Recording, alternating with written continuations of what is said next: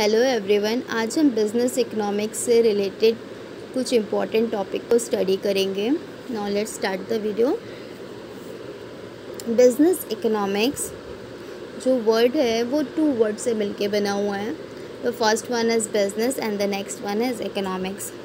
आप इसकी स्टडी करने का जो बेसिक रीज़न है वो क्या है कि जो हम इकोनॉमिक्स के जो हमारे प्रिंसिपल हैं उसे हम क्या कर सकें, बिज़नेस में अप्लाई कर सकें और एक बेटर डिसीज़न ले सकें, जिससे कि जो हमारा बिज़नेस है वो स्मूथली रन कर सके और हम प्रॉफिट गेन कर सकें। Okay, after that scope of business economics की बात करते हैं तो इसमें क्या क्या चीज़ें कवर अप करने की बात कही गई है। तो इसमें डिमांड एनालिसिस एंड फोरकास्ट करना है और कॉस्ट एंड प्रोडक्शन एनालिसिस को कवर अप करने की बात की गई है कि कितना कॉस्ट होगा, उसका कितना प्रोडक्शन होगा, प्राइसिंग डिसीजंस एंड पॉलिसी कैसे बनेगी, प्रॉफिट मैनेजमेंट, ये सारी चीज़ें इसमें क्या कवर अप करने की बात की गई है। ठीक है, इसमें ये सब कवर होगा। डिमांड एनालिसिस भी किया जाएगा, कॉस्ट एंड प्रोडक्शन एनालिसिस भी किया जाएगा, प्राइसिंग डिसीजंस भी लिया जाएगा, पॉलिसीज़ भी बनाई जाएंगी, प्रॉफिट मैनेजमेंट भी होगा और साथ साथ क्या होगा, कैपिटल मैनेजमेंट भी।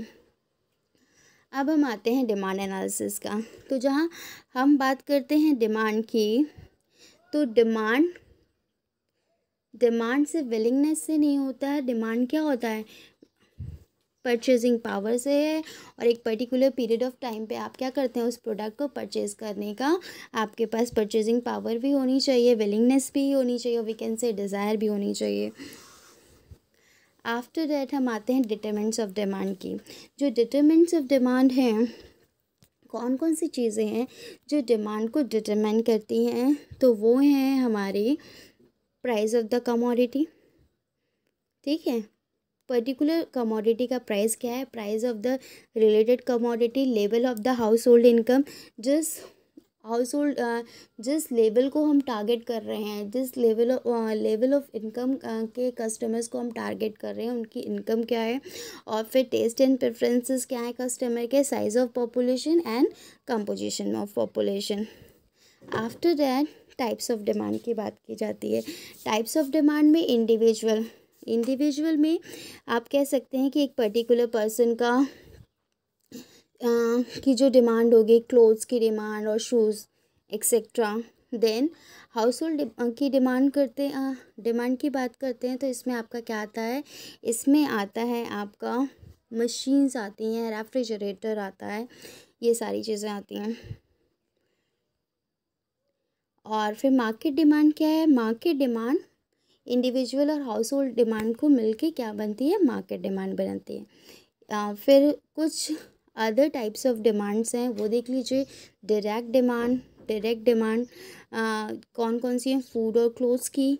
इनडायरेक्ट डिमांड, फॉर एग्जांपल अगर हम बर्गर की डिमांड मार्केट में बढ़ जाती है तो उससे रिलेटेड जिससे बर्गर बनता है, चीज़ और वेजिटेबल्स वगैरह की डिमांड अपने आप से मार्केट में इंक्रीज़ हो जाएगी।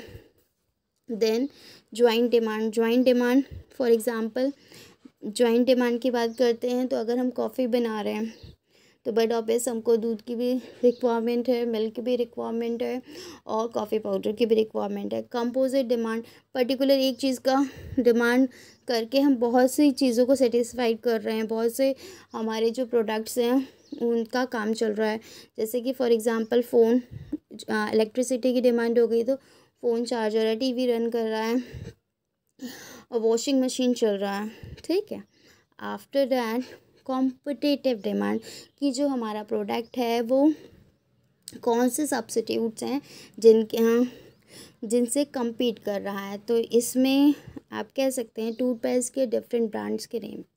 फिर factors in creating demand and demand analysis, जो फैक्टर्स हैं जो अफेक्ट करते हैं प्रोडक्ट की डिमांड पर और उसकी सर्विसेज पे, वो क्या है, price of the commodity itself, कि जो इंडिविजुअल हाउस होल्ड या मार्केट डिमांड जो भी हैं, वो जो प्राइस है कमोडिटी की वो मोस्टली अफेक्ट करती है।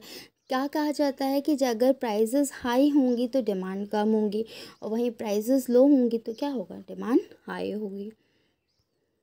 फिर आते हैं income of the end user. देखिए, अगर इनकम है, अगर कस्टमर के पास इनकम है, कस्टमर के पास इनकम है तो जाहिर सी बात है वो क्या करेगा, वो अच्छे से अच्छा प्रोडक्ट चूज़ करेगा, और नहीं है तो कोई सा भी प्रोडक्ट किसी मतलब उस रेंज में जितना उसके पास पैसा है, कोई भी प्रोडक्ट, कोई भी कंपनी का प्रोडक्ट वो परचेज़ कर लेगा। फिर टेस्ट एंड प्रेफरेंसेस भी वही हैं।